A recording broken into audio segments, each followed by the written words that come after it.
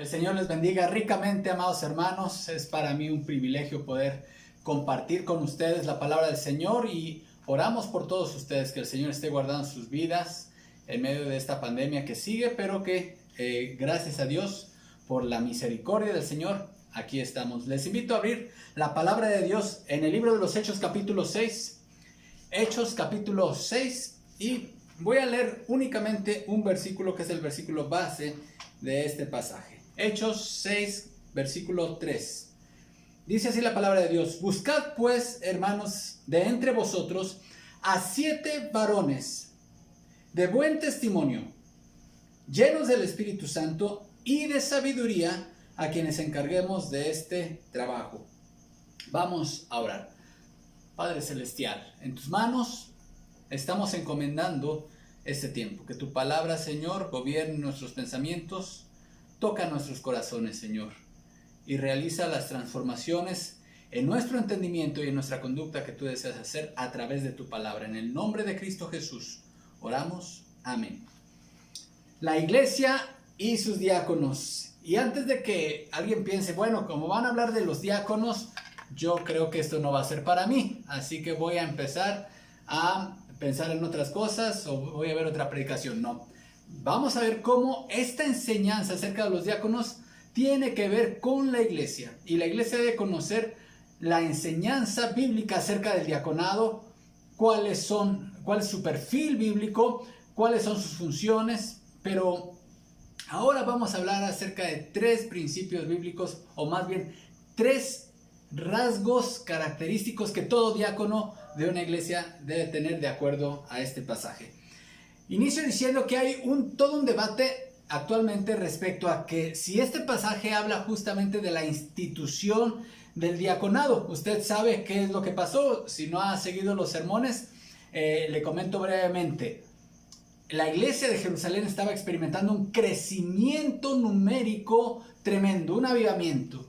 Mucha gente en la ciudad de Jerusalén se estaba convirtiendo. Pero en ese marco de crecimiento había presiones muy fuertes por parte de los líderes religiosos judíos de la ciudad, es decir, el Sanedrín. Ya había habido 2 comparecencias. Los apóstoles habían sido llevados por la policía del templo ante el Sanedrín, el mismo Sanedrín que enjuició a Jesús y que ordenó su crucifixión. Ante ellos habían estado ya los apóstoles y estaban bajo amenaza. La amenaza era de que no predicaran en el nombre de Jesús. Obviamente los apóstoles y la iglesia no hicieron caso de esa orden, y ellos les dejaron muy claro: es necesario obedecer a Dios antes que a los hombres. En medio de esas presiones externas, la iglesia había estado viviendo también pruebas internas. Una, el pecado de un matrimonio que tenía sueños de grandeza al interior de la iglesia y veían un camino muy fácil a través de la simulación, de tratar de engañar, ahí hacer un montaje, tratando de verse como muy generosos cuando en realidad no lo estaban siendo. Dios se encargó de ellos, de emitir un juicio. Pero aquí se estaba enfrentando la iglesia de Jerusalén, esta naciente iglesia, a otro nuevo problema interno, que era la amenaza de división. Había 2 grandes grupos culturales ahí. Aquí se les llama los griegos. Dice los griegos. ¿Quiénes eran los griegos? No era que hablaran griego o que hubieran nacido justamente en el país de Grecia, sino que eran los judíos de la diáspora. Ustedes saben que los judíos fueron dispersados en varias partes del mundo, y algunos de ellos habían nacido y crecido en otras culturas. El imperio griego se había extendido tanto que, bueno, era la cultura que dominaba el mundo conocido en aquel entonces. Entonces muchos de estos judíos tenían más influencia cultural griega, aunque eran judíos étnicamente, sanguíneamente, y además creían en el Dios de Israel. Y por otro lado estaba el grupo de los hebreos, que eran los judíos que no habían tenido tanta influencia griega en su cultura y en su forma de vida. Bueno, como que se estaba haciendo muy notoria la diferencia entre ambos grupos, y empezó una queja. Los griegos decían que en la repartición de los apoyos a las viudas, que eran las personas más pobres en la iglesia, estaban siendo desatendidas, como que no estaba siendo muy parejo la distribución ahí.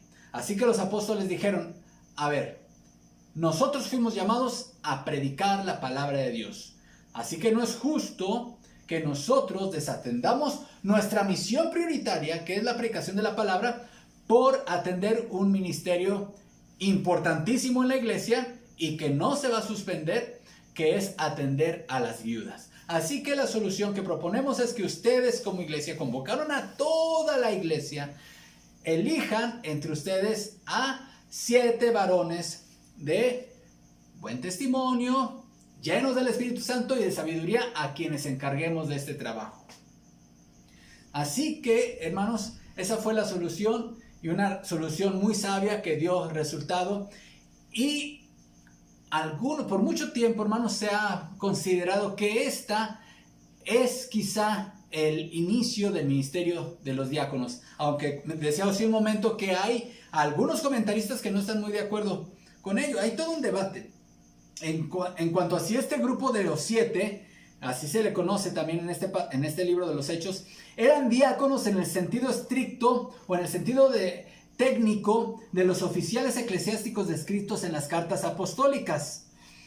Existen algunos comentaristas bíblicos que afirman que se trató de un nombramiento temporal para atender una situación específica en la iglesia de Jerusalén, y refuerzan su posición argumentando que más adelante en el libro de los Hechos se hace referencia a los ancianos de la iglesia, pero sin hacer referencia a los diáconos. Bueno, al respecto, hermanos, hemos de mencionar que Ireneo de Lyon, que fue uno de los que se conoce como de los padres apostólicos, ahí en el año 180 después de Cristo, es decir, muy cerca del tiempo en el cual vivieron los apóstoles, menciona a Esteban, uno de los 7 que fueron nombrados aquí, como diácono. Y además Cipriano de Cartago y Agustín de Hipona, que fueron también unos hombres maestros bíblicos importantes en la historia de la iglesia, opinan que el diaconado fue instituido en esta fecha. Pero, hermanos, en lo personal, considero que este debate es innecesario, ya que si bien aquí no se les llama con el nombre técnico diáconos, sí vemos aspectos que pueden considerarse como un antecedente de lo que sería el ministerio diaconal más adelante. ¿Por qué digo esto? Por las siguientes razones. En primer lugar, los hermanos que aquí fueron nombrados se iban a dedicar a un ministerio que no tenía como prioridad la predicación de la palabra de Dios. Es decir, no tenían como requisito el tener el don de enseñanza y la predicación, aunque 2 de ellos Dios los llamó al ministerio de evangelistas, a Esteban y a Felipe.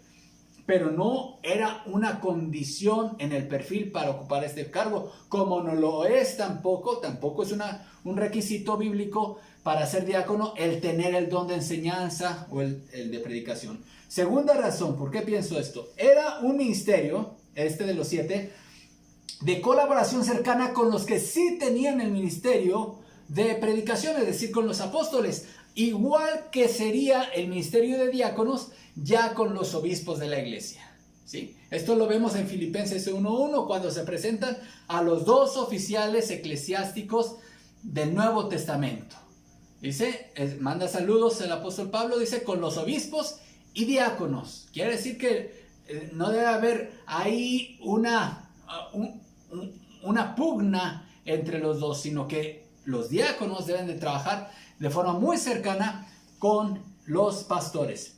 Tercer lugar, era un ministerio, este de los 7, para el cual se requería un perfil moral y espiritual, al igual que se requiere para los diáconos. En cuarto lugar, era un ministerio permanente, lo cual se ve en la consagración, en la ordenación que se hizo aquí a través de la imposición de manos.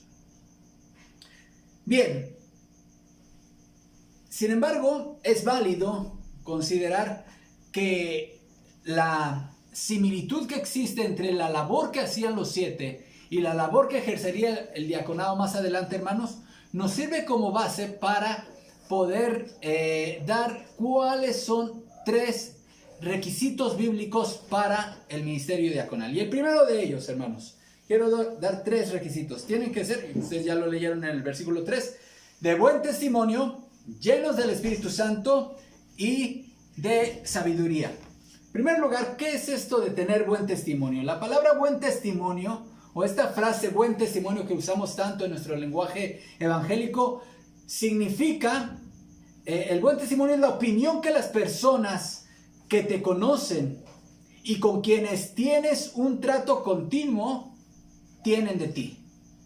Es decir, ¿qué opinión tienen de ti? En primer lugar, tu familia, tu esposa, tus hijos, tus padres, tus suegros, tus hermanos, tus tíos, y así nos vamos extendiendo hasta qué opinión tienen de ti tus vecinos, tus compañeros de trabajo, tus hermanos de la iglesia. Es decir, el buen testimonio se trata justamente de la buena fama. Dicho en términos llanos, hermanos, los encargados de este ministerio de apoyo a los necesitados debían tener buena fama. Esta buena fama es considerada a partir, obviamente, de su conversión a Cristo. Lo que hayan sido antes de su conversión, pues no iba a ser de ninguna manera un impedimento para ejercer el diaconado. Pero ¿cuál es la importancia que le da la Biblia a la buena fama? En Proverbios 22:1 dice, de más estima es el buen nombre que las muchas riquezas, y la buena fama más que la plata y el oro. Si hay algo por lo cual la gente se mata en el mundo es por la plata y el oro. Bueno, pues más importante que eso, dice la Biblia, debe ser el que tengas buena fama, el que la gente opine bien de ti desde el punto de vista moral y espiritual. Eclesiastés 7:1 dice algo parecido, mejor es la buena fama que el buen ungüento. Hermanos, la expresión buen testimonio, algo muy importante que debemos recordar. La expresión buen testimonio no se refiere a la opinión que das tú acerca de ti mismo, sino es la opinión que otros dan acerca de ti. Nosotros tendemos siempre a hablar bien de nosotros, o por lo menos a no hablar tan mal de nosotros, o muchas veces tenemos una opinión no muy objetiva acerca de nosotros. El mismo Señor Jesucristo habló de esto cuando dijo en Juan 5:31, si yo doy testimonio acerca de mí mismo, mi testimonio no es verdadero. Otro es el que da testimonio acerca de mí, y sé que el testimonio que da de mí es verdadero. Vamos a ver rápidamente algunos ejemplos de personas con mala fama en la Biblia. En primer lugar, la Biblia habla de la mala fama de los hijos de Jacob. Génesis 37:2 dice, esta es la historia de la familia de Jacob. José, siendo de edad de 17 años, apacentaba las ovejas con sus hermanos, y el joven estaba con los hijos de Bila y con los hijos de Silpa, mujeres de su padre. Note, e informaba José a su padre, ¿la qué? La mala fama de ellos. Los hermanos de José tenían una muy mala opinión. Más bien la gente que los conocía y con los que tenían trato tenía muy mala opinión de los hermanos de José. Y José, bueno, pues le daba el informe de esa mala opinión que tenía la gente acerca de sus hermanos. Pero también los hijos de Elí. En primer libro de Samuel 2:22. Pero Elí era muy viejo y oía de todo lo que sus hijos hacían con todo Israel, y cómo dormían con las mujeres que velaban a la puerta del tabernáculo de reunión. Y les dijo, ¿por qué hacéis cosas semejantes? Porque yo oigo de todo este pueblo vuestros malos procederes. No, hijos míos, porque no es buena fama la que yo oigo, pues hacéis pecar al pueblo de Jehová. También, hermanos, los hijos de Samuel no tenían buena fama. En primero de Samuel capítulo 8, aconteció que habiendo Samuel envejecido, puso sus hijos por jueces sobre Israel. Y el nombre de su hijo primogénito fue Joel, y el nombre del segundo Abías, y eran jueces en Berseba. Pero no anduvieron los hijos por los caminos de su padre, antes se volvieron tras la avaricia, dejándose sobornar y pervirtiendo el derecho. Entonces todos los ancianos de Israel, se juntaron y vinieron a Ramá para ver a Samuel y le dijeron: he aquí, tú has envejecido y tus hijos no andan en tus caminos. Por tanto, constitúyenos ahora un rey que nos juzgue como tienen todas las naciones. 3 ejemplos de personajes que no tenían buena fama.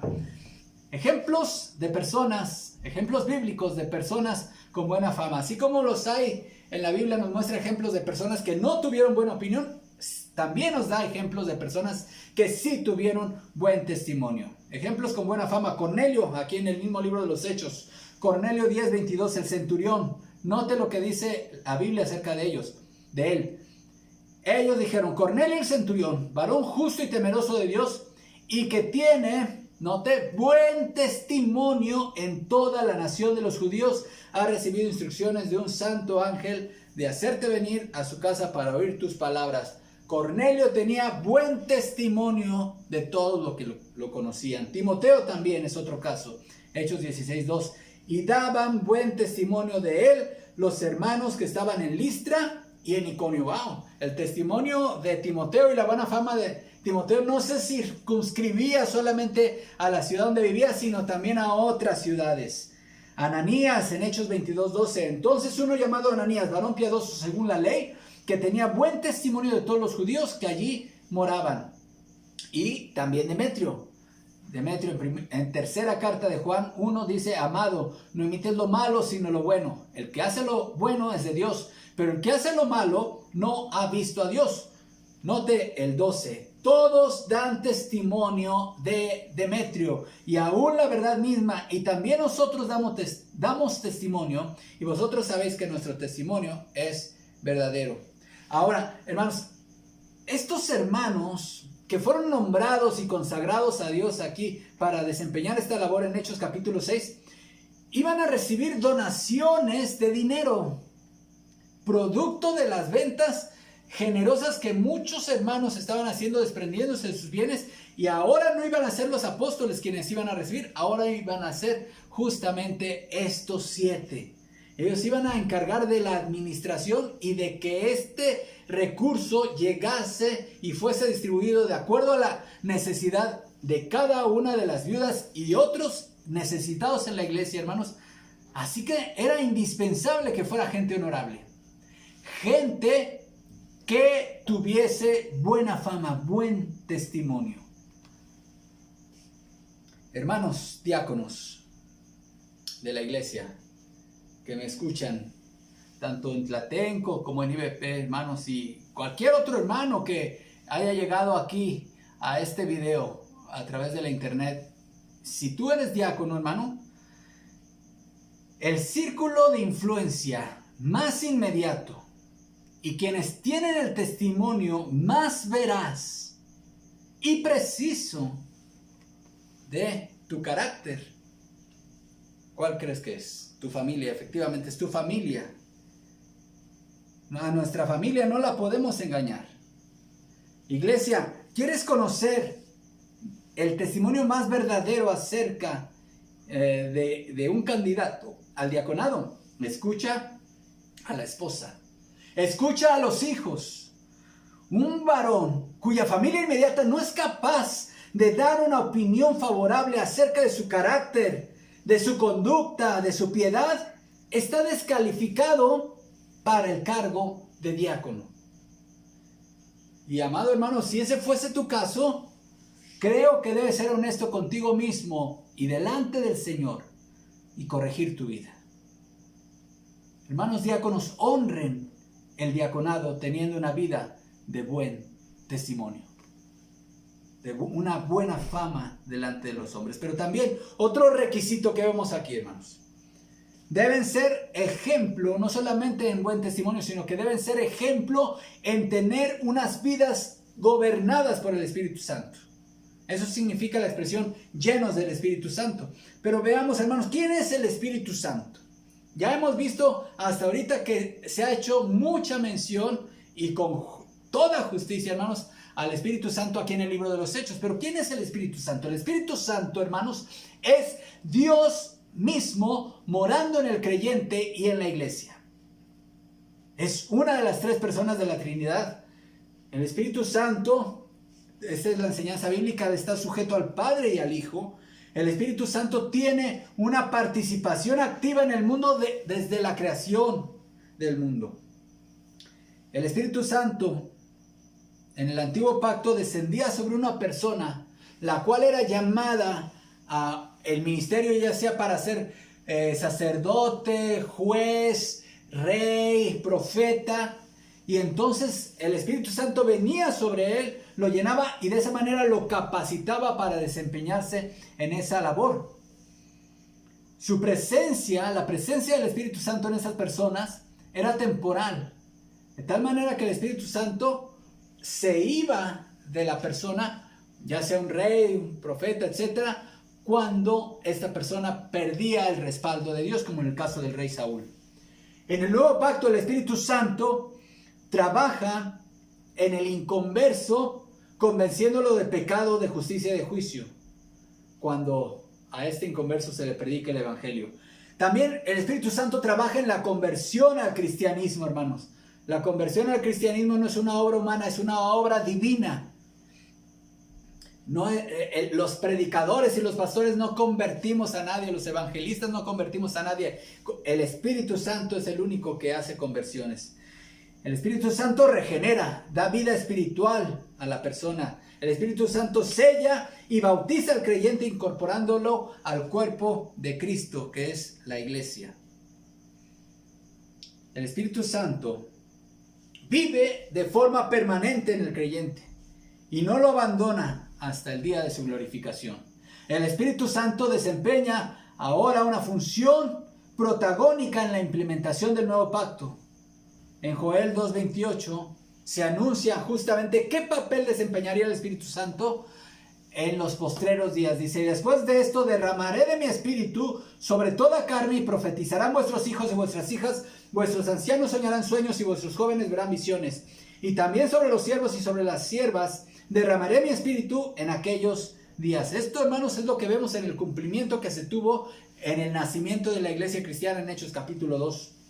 El protagonista, hermanos, del libro de los Hechos no es Pedro, no es Pablo. El protagonista es el Espíritu Santo.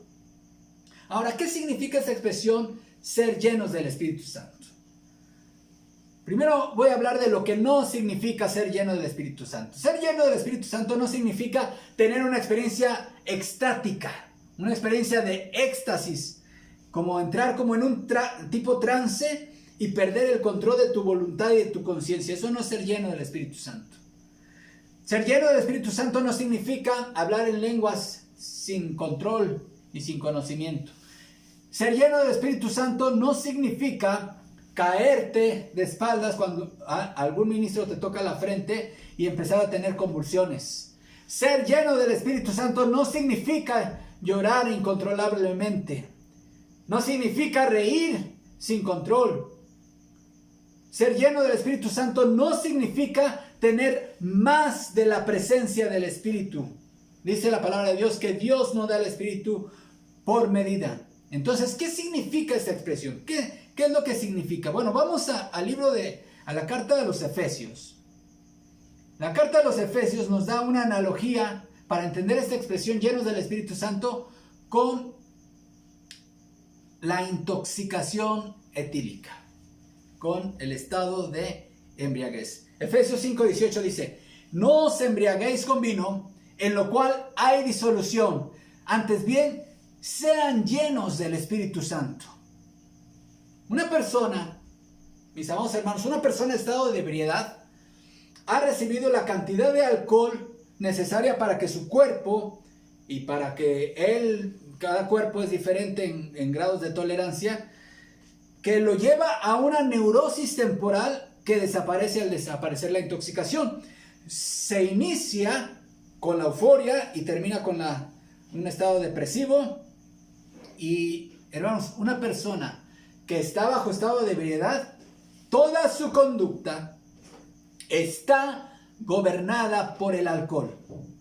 Sus palabras, sus reacciones, su estado anímico, todos sus actos están gobernados por el alcohol. Pablo está utilizando esta ilustración tomada, él está tomándolo de las religiones paganas que eran bien conocidas por los hermanos que vivían en la ciudad de Éfeso. Usted sabe que en esta ciudad de Éfeso había un templo majestuoso pagano de la diosa Diana o Artemisa. Dicha construcción es considerada una de las 7 maravillas del mundo antiguo. En ese lugar, parte del culto pagano era la ingesta de grandes cantidades de alcohol, porque se pensaba en el paganismo que al llegar a la embriaguez, la gente entraba en conexión con sus dioses.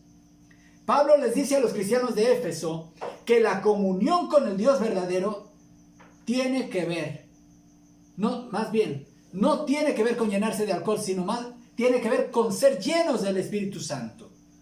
Ahora, todos conocemos cuáles son las manifestaciones de una persona que se encuentra en estado de ebriedad.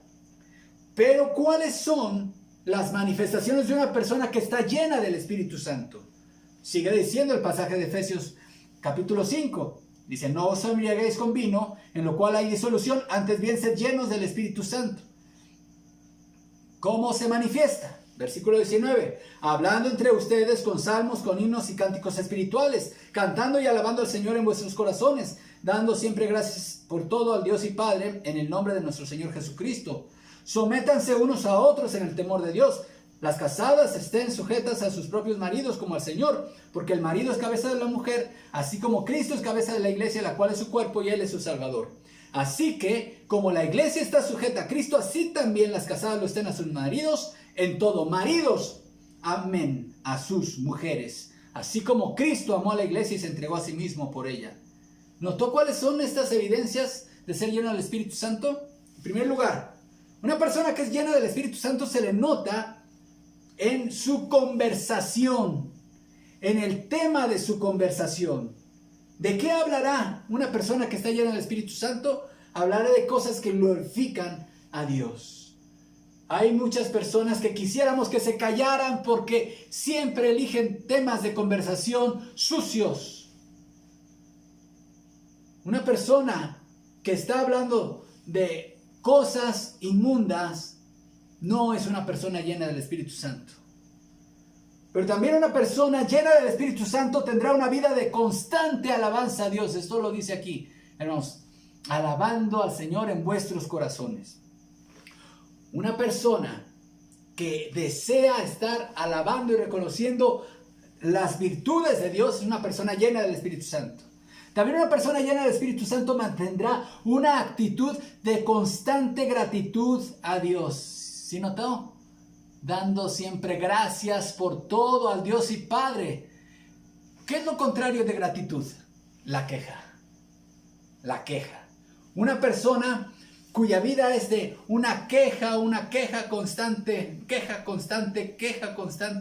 es una persona que no está agradecida con Dios y no está llena del Espíritu Santo.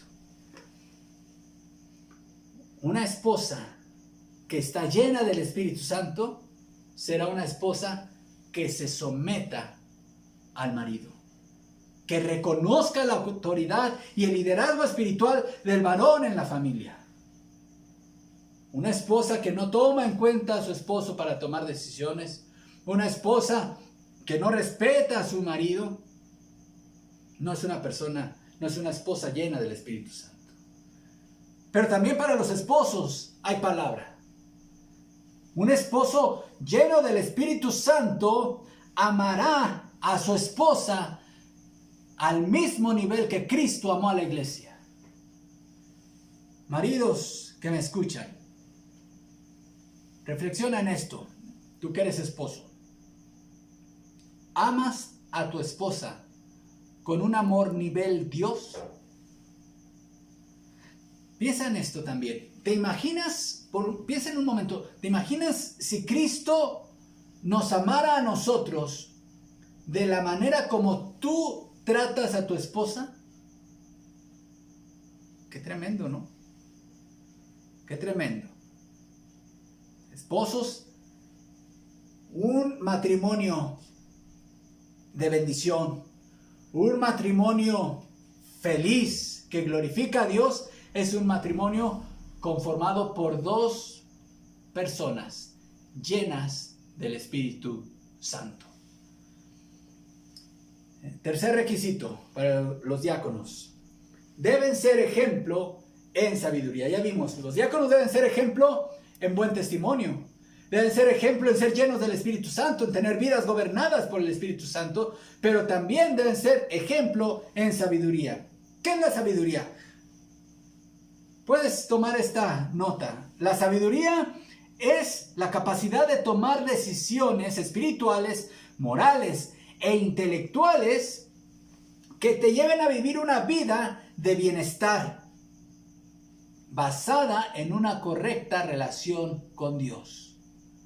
¿Escucharon bien? Repito, sabiduría es la capacidad de tomar decisiones espirituales, morales e intelectuales que te lleven a vivir una vida de bienestar, una vida basada en una correcta relación con Dios. J.I. Packer, ministro anglicano, en su clásica obra monumental, obra que considero que todo cristiano debería de leer, llamada El conocimiento de Dios Santo, consiga ese libro, hermano y hermana. Él nos da una ilustración para entender el significado de la palabra sabiduría. Packer dice, y cito: es como cuando se nos enseña a conducir vehículos. Lo que interesa al conducir es la velocidad, la precisión de nuestras reacciones ante los acontecimientos y el acierto en el cálculo de lo que cada situación nos permite. No nos preguntamos por qué el camino se vuelve angosto o sinuoso en un lugar determinado, ni por qué ese camión está estacionado precisamente donde está, ni por qué esa dama o caballero se aferra al centro de la calzada con tantas ganas. Lo que pensamos es sencillamente cómo obrar acertadamente en la situación concreta tal como se presenta.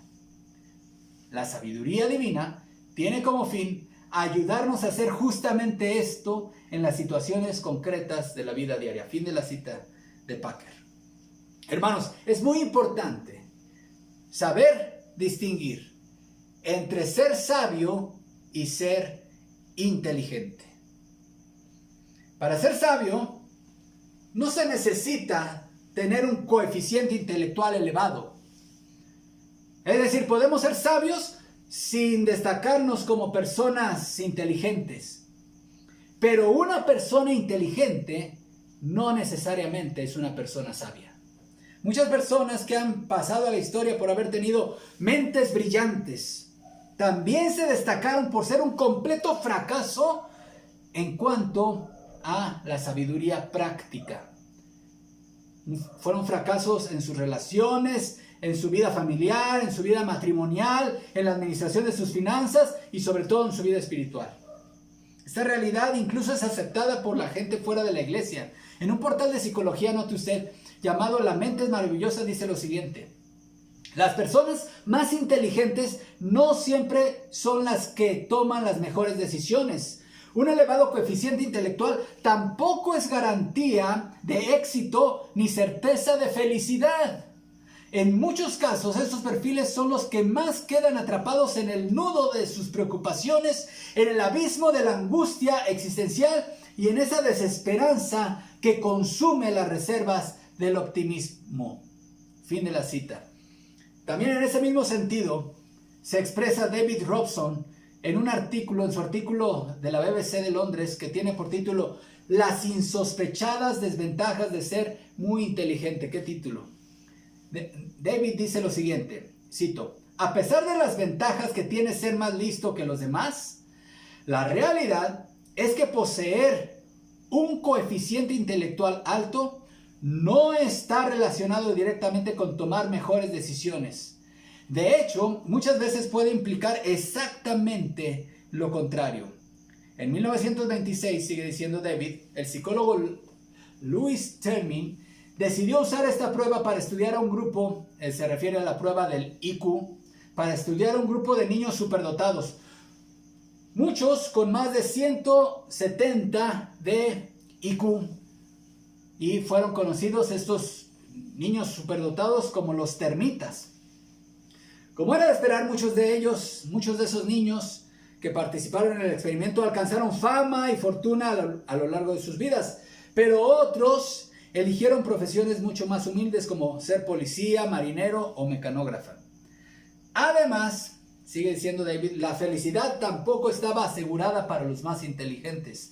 Note, los niveles de divorcio, alcoholismo, suicidio eran igual que el de las personas normales. La conclusión que se pudo sacar de los termitas es que, mirando el lado positivo, un gran intelecto no implica ninguna diferencia a la hora de medir la felicidad. Y mirando el lado negativo puede significar una menor satisfacción con la vida. Hasta aquí la cita del artículo de la BBC. Hermanos, mucha gente hoy presume de su inteligencia. Seguramente ustedes han escuchado a alguien, ¿no? Pero cuando pensamos, cuando en esa conversación pasamos al tema, con esa persona que nos está alardeando ser muy inteligente, pasamos al tema de cómo su sabiduría práctica, aplicada a su vida, cuando les preguntas acerca de, oye, ¿cómo está tu matrimonio? ¿Y qué tal tus hijos? ¿Qué tal tus relaciones en general con la gente? ¿Cómo es el manejo de tus finanzas? Y sobre todo, ¿cómo está tu relación con Dios? Ante esas preguntas, esos seres de mente brillante prefieren cambiar el tema. Porque por lo general, muchas veces, esas personas inteligentes no han manifestado sabiduría práctica en la vida. ¿Cómo podemos adquirir sabiduría de acuerdo a la palabra de Dios? Dice, en primer lugar, hermanos, para adquirir sabiduría lo primero que necesitas es reconocer que no la tienes, porque hay mucha gente que se cree sabia sin serlo. Entonces ese es el primer paso. Para adquirir sabiduría, reconoce que la necesitas.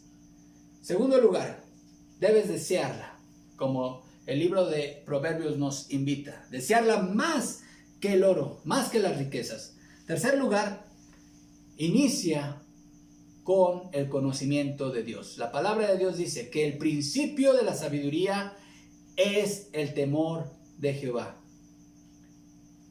Una persona sabia empieza siendo sabia conociendo a Dios, honrando a Dios. En tercer lugar, puedes pedirle sabiduría a Dios. Santiago capítulo 1 nos dice, si alguno de vosotros tiene falta de sabiduría, pídala a Dios, el cual da a todos abundantemente y sin reproche, y le será dada. Cuarto lugar, la palabra de Dios. Haz de la palabra de Dios tu más grande influencia, la más grande influencia ideológica, intelectual, moral, que sea la palabra de Dios en tu vida. Nota lo que dice el Salmo 119:98. Me has hecho más sabio que mis enemigos con tus mandamientos, porque siempre están conmigo. Concluyo, hermanos. 3 requisitos bíblicos para el diaconado que encontramos en Hechos 6. Los diáconos deben ser de buen testimonio, es decir, buen testimonio quiere decir tener buena fama, que la gente tenga una opinión favorable respecto a nuestra conducta moral, refieran de nosotros como gente de integridad. Pero también los diáconos deben ser gente llena del Espíritu Santo, gente espiritual. Gente cuya vida está gobernada por el Espíritu Santo. Gente que su conversación es espiritual. Gente no quejosa, sino gente agradecida con Dios. Gente que es capaz de someterse a sus autoridades y que tiene vidas matrimoniales ejemplares. En tercer lugar, debe ser gente llena de sabiduría. Gente que ha demostrado ser sabia en su vida. Gente feliz, pues. Recordemos, hermanos, la expresión. Alguien pudiera decir en este punto, bueno, ya, esto es para los diáconos, yo no tengo nada que ver. Bueno, quiero decirte, hermano y hermana, no importa que tú no seas diácono o diaconisa, pero déjame decirte que Dios espera de ti este perfil.